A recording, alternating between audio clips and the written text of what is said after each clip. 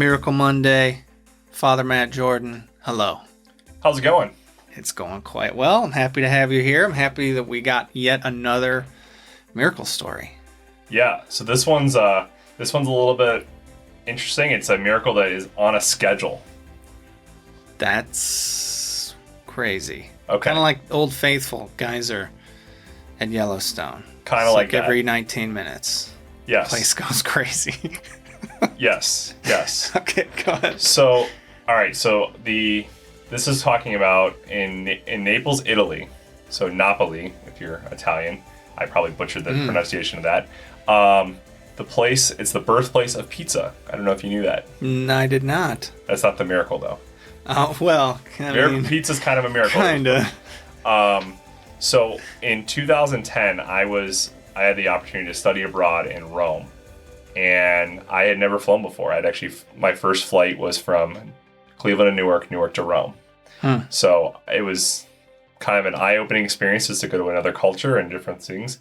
And one of the things about the Italian culture is the faith is much more tied in with the entire being. So, like, for instance, in Brecksville, we had Brecksville Home Days. And we went to Brecksville Home Days. We had a nice little booth. Yes. But Brecksville Home Days in Italy, or an event like that, would be tied in with some sort of a saint's feast day. Okay. And so the religion and the culture are much more aligned.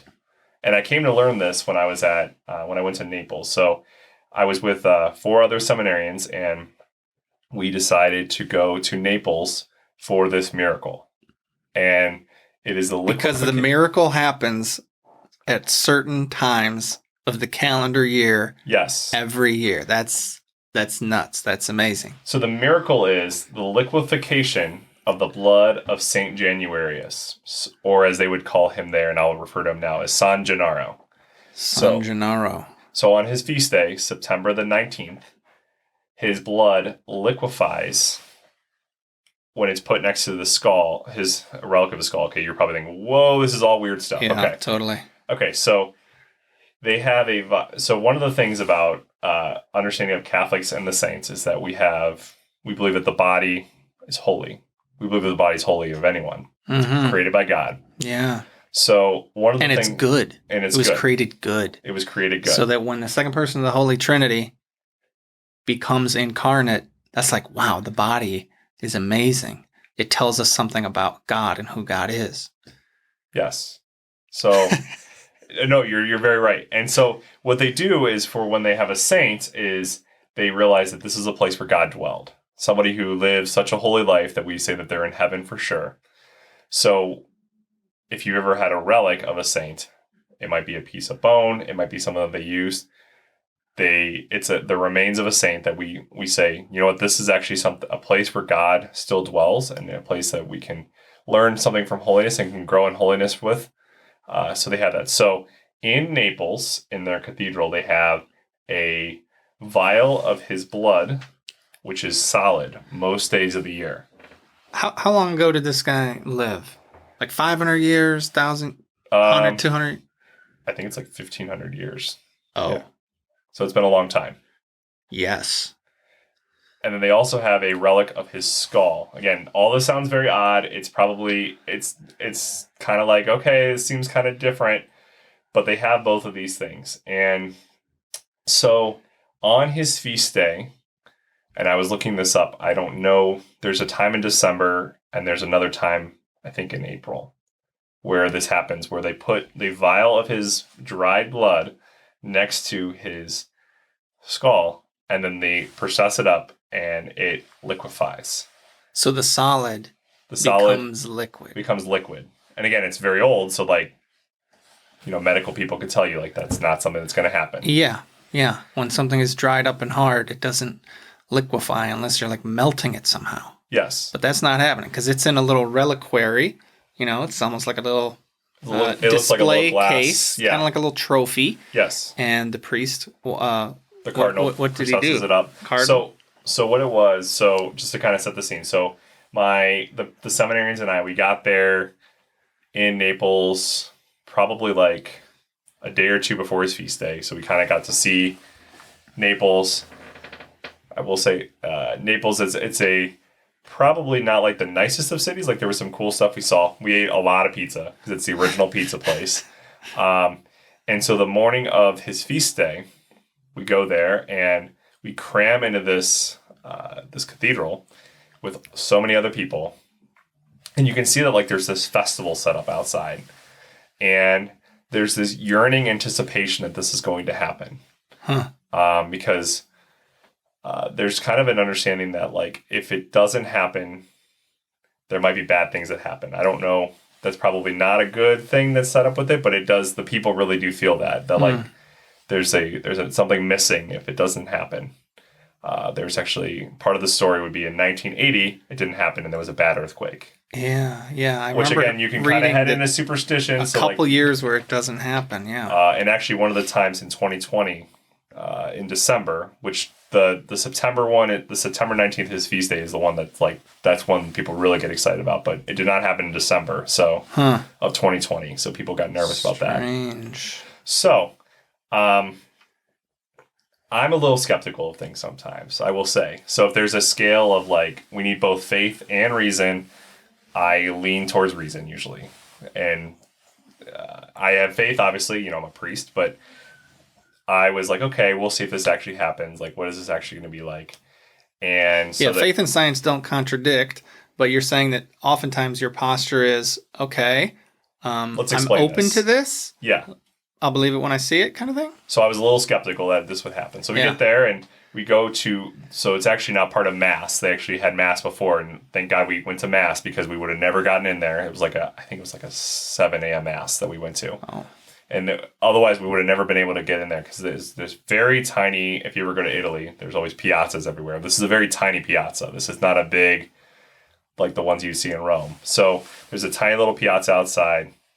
And so I think it's about, at this point, about 9 o'clock, 10 o'clock in the morning. And they go into this little side chapel. They put the vial of the blood next to the skull. And then the cardinal processes up. And he's holding it. And he walks up and he stands up in the front of the church near the altar. And he went like this. Nothing happens. And he goes like this and whoosh. Blood swirling around. So that he just, and I can still almost hear, and I did not speak much Italian. I'll say it in English because I would butcher it in Italian. I present to you the blood of San Gennaro. The whole place erupts in cheers. I was just going to ask, like, people are crying. Are people gasping? Are they like, praise Jesus? Or are they just like, yeah? So they're crying, they're cheering. There's people that are waving the hankies. Like, there's like the old ladies waving the hankies. But like, it's like an exuberance, like, so like I was downtown when the Cavs won it all. It's not like that kind of exuberance. It was almost like a sense of relief, like, this is something that happened. It's so beautiful. And it just grips the entire area. And again, like I said, the faith and the civics are like, they're tied in a way that we don't understand in the United States. Mm-hmm. So like they then go out, he processes it out. Again, we see it's still moving. And then you can hear him, he's outside and he again shouts like, presents you the blood of San Gennaro. And he then, they start cheering outside. And then I hear fireworks. Oh, dude. And are people like shooting guns in the air? It's just it's just exciting. And like, then you go out there. And so then we left. We caught our train back to go back to Rome, where we were living at the time. And so then like you see this whole festival had just started and it's like a festival that's going to go on for the rest of the weekend. I think it was like a Saturday when this went on and it was like a big deal. Wow. And really his story was, I mean, we don't know a ton about him. He was a bishop of Naples and died a martyr. And that he obviously like has still the ties to his community are still there. Yeah. Where he's still tied there and he still has an impact all these years later. And I think you actually, when he was, I think it was like 300s, 400s, like a long time ago. So really, I think the miracle is not necessarily, obviously, the liquefaction of the blood. That's the headline. But I think it's really just that, like, you could tell that the faith has come and still means so much to so many people. Yeah. The way they jam this church, the way, like, it just, the excitement would only be akin to, like, a ball game here, like where like you go to a Browns game or something. That sort of excitement where we don't get that way with our faith in the sense. And I got to also see this when I was at later on. This would have been closer to like a week or so later. I went to Padre Pio's feast day in Rome, and they had a relic of his, and they processed them all around, and then they blessed vehicles. And again, that understanding of like faith is tied differently there, but the miracle really obviously is the liquefaction, but also just like how that brought people closer to faith. Because a miracle is a miracle. It's a cool story, but it really was watching just as you could tell the faith really mattered to the people. And then how did this affect you personally? I think it made me more open to, so I think prior, I have to like put myself back to when I was a junior, which is now 11 years ago, to like realize that like, as I mentioned, like this faith and reason kind of thing where, again, we need both.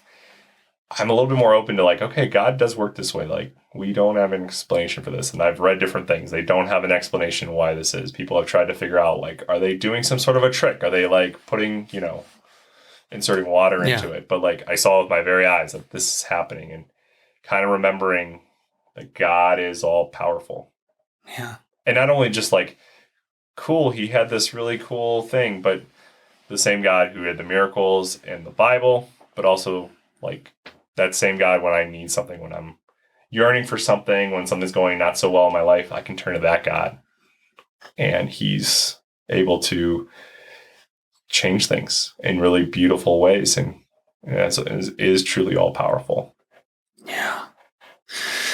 Well, if you still think relics are a weird thing, or maybe you don't like that and you think it's gross, or you think we made this thing up, if you look back in history, you can see the cult of Christianity, cult not in the negative connotation of the word, but the spread of Christianity tracks like with great strong correlation to the spread of relics. Yes. And everywhere you look, where there was Christianity in antiquity, you will find devotion to relics. Mm-hmm. Not worship, because worship is for God alone, but devotion to relics. And that's not something that the Catholic Church made up or something. It's actually quite biblical. So I'll give you two scripture passages. One is in Old Testament. So I'll give you Old Testament and New Testament. So in the Old Testament, 2 Kings chapter 13, there's this tomb, and Elisha's bones are in there, and another man is killed. And then they see this band of marauders come. So these guys, they throw a body into this pit, and Elisha's bones are there. And in touching those bones, that dead man comes back to life.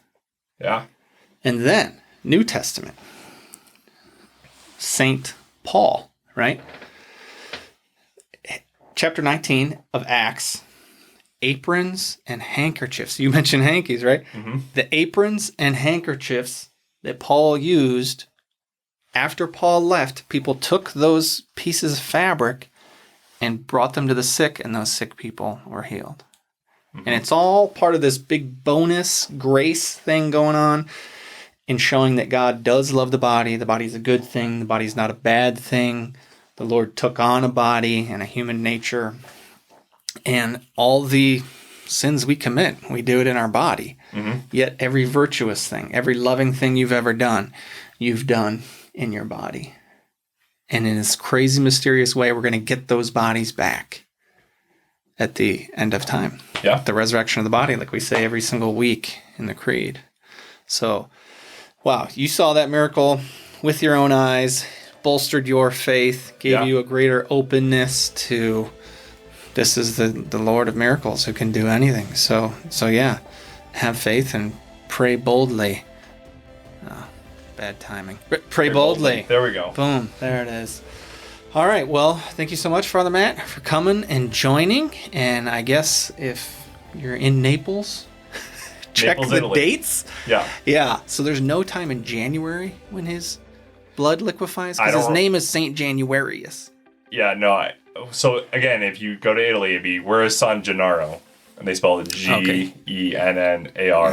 Yeah. San Gennaro. So we, for some reason, I've translated Saint Januarius, but it's in the calendar. So if you want to look for the one that says it's Saint Januarius. Yeah. So cool. What? So interesting what God does. It is very, again, who knows why?